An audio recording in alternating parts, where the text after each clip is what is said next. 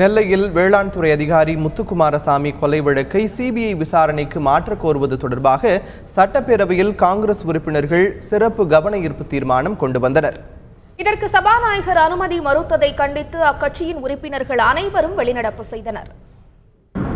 அரசின் அதிகாரி முத்துக்குமாரசாமி தற்கொலை செய்து கொண்ட அந்த சம்பவம் தற்பொழுது மாநிலத்தின் சிபிசிஐடி பிரிவு புலனாய்வு செய்து கொண்டிருப்பதை எதிர்த்து மத்திய புலனாய்வுத்துறை சிபிஐயிடம் இதை ஒப்படைக்க வேண்டும்.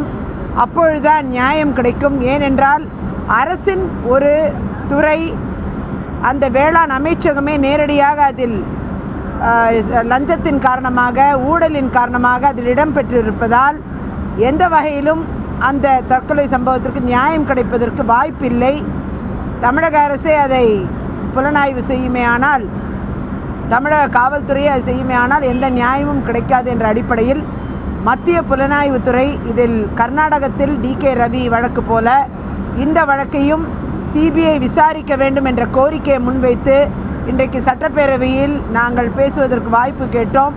ஆனால் வாய்ப்பு மறுக்கப்பட்டது. எனவே இந்திய தேசிய காங்கிரஸ் கட்சியின் சார்பாக இன்றைக்கு வெளிநடப்பு செய்திருக்கிறோம்.